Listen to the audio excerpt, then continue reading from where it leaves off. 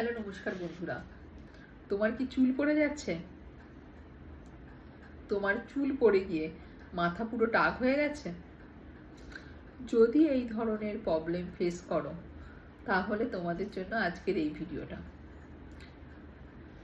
যদি তোমাদের কুণ্ডলিতে লগ্নে সূর্য বা শনির প্রভাব থাকে বা কোনো নেগেটিভ প্ল্যানেটের প্রভাব থাকে তাহলে চুল পড়ে যাওয়ার টেন্ডেন্সি থাকে।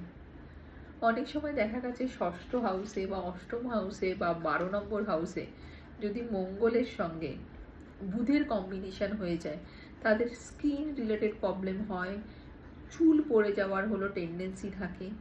মেনলি লগ্নে যদি মঙ্গল বা সানের প্রভাব থাকে তাদের চুল পড়ে যাওয়ার টেন্ডেন্সি থাকে। যদি লগ্নের সঙ্গে অষ্টম কানেক্টেড হয়ে যায় এবং 12 কানেক্টেড হয়ে যায় তাহলে তুমি সহজেই তোমার চুল পড়ে যাবে, বার্ধক্য চলে আসবে। তো এই জায়গাটা মাথায় রেখো। দেখো, এইসব জিনিসগুলো সহজে রেমিডিস করে কিছু হয় না।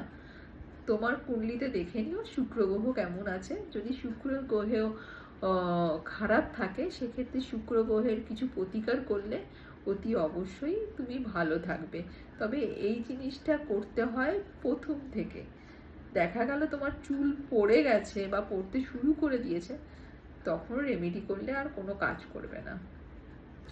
একদম তোমার বয়স যখন 12 থেকে 18 বছর, যদি তোমার লগ্নে এই ধরনের প্রভাব থাকে তাহলে তখন থেকে তুমি রেমেডিস করো, দেখবে অতি অবশ্য কিছুটা হলেও বেটার থাকবে। নমস্কার।